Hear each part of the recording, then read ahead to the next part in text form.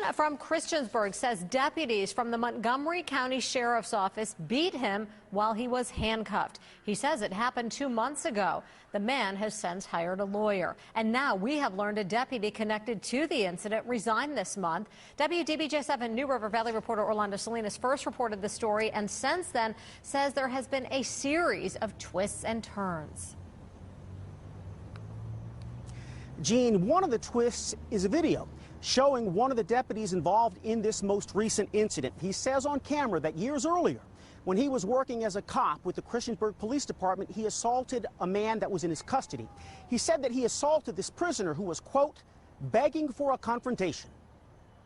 He wanted his handcuffs off. I took his handcuffs off. He was begging for a confrontation. I gave him that confrontation. This video was shot 3 years ago. The man you see is Joe Collins, who until recently was a deputy with the Montgomery County Sheriff's Office. He has since resigned. The following Patriot Profile. The video is from a documentary series called Patriot Profiles, Life of Duty, affiliated with the National Rifle Association, the NRA. Collins was chosen to appear in the 20-minute video that highlights exemplary military and law enforcement service. To hear Collins tell it, it was the summer of 2006. The day before, he'd helped bury an officer and friend who'd been gunned down while on a manhunt. Collins, then an officer with the Christiansburg Police Department, was transporting a prisoner who he said wouldn't stop taunting him. This guy was in my ear the whole time. Why don't you come back here and take these handcuffs off, and making references to the law enforcement officer that had just lost his life. Joe Collins had had enough. I don't care who you are as an individual. There's only so much of that you can take. Collins' admission to beating a prisoner is a rare piece of video, a confession that usually stays within internal affairs and that the public almost never sees. The producer of the video said Collins didn't want that potentially damaging admission pulled from the video, insisting that mistake was part of his life story. He willingly shared it with us.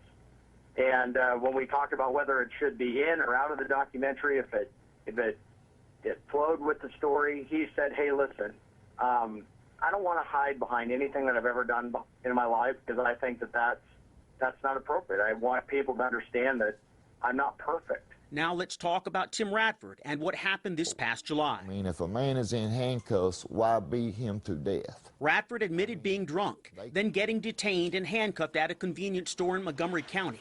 Deputy Collins and a female officer with the Montgomery County Sheriff's Office were both on the scene. I did call her a bit, and when I done that, she tackled me to the ground, and then Joe Collins come running up, dove into me and kneed me in the eye and the nose, which broke my nose. The sheriff's office said Radford, in handcuffs, cursed at, then tried to headbutt the female officer. That's when Deputy Collins stepped in and threw Radford face first into the gravel. People with intimate knowledge of what happened tell me surveillance cameras recorded everything.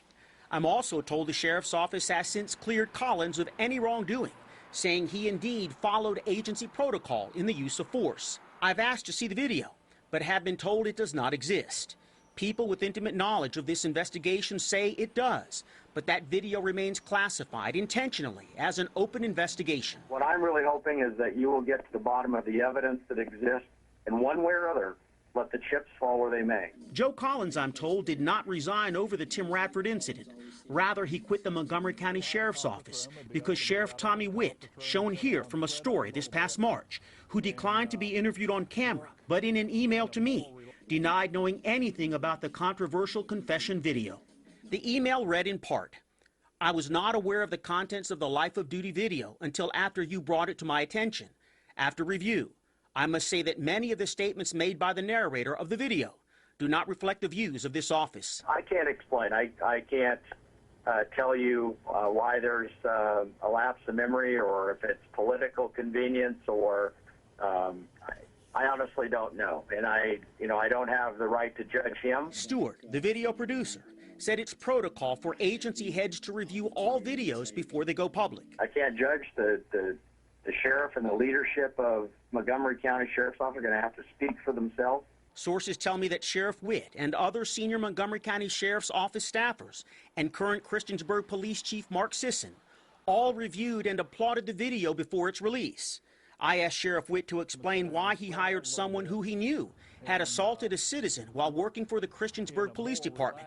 Witt's partial response, quote, I cannot speak to the incident regarding Joseph Collins while he was employed with the Christiansburg Police Department, other than to tell you that he made me aware of the incident, his regret, his acceptance of responsibility, and the steps he had taken after the incident. Orlando, have you heard, Orlando, from Joe Collins, the former deputy? Yes, I have, Gene. Indeed, I have spoken with Joe Collins. He did not want to go on the record for this story. He did tell me, though, that indeed he is no longer involved in law enforcement. So let's do this. Let's talk about the man that Collins admitted to assaulting while he was working for the Christiansburg Police Department. The town of Christiansburg, which in this case speaks on behalf of the Christiansburg Police Department, in an email to me said it did indeed conduct an internal investigation in the summer of 2006. But it would not release the outcome of that investigation. The investigation, I'm told, did cover 56 pages. There were also 2 audio recordings. I again asked about the victim. I wanted to know if anyone had actually reached out and spoken with him, gotten his side of the story. I was told by the town of Christiansburg, Orlando, we will not talk about that. Live in Christiansburg, Orlando Salinas, WDBJ 7. All right,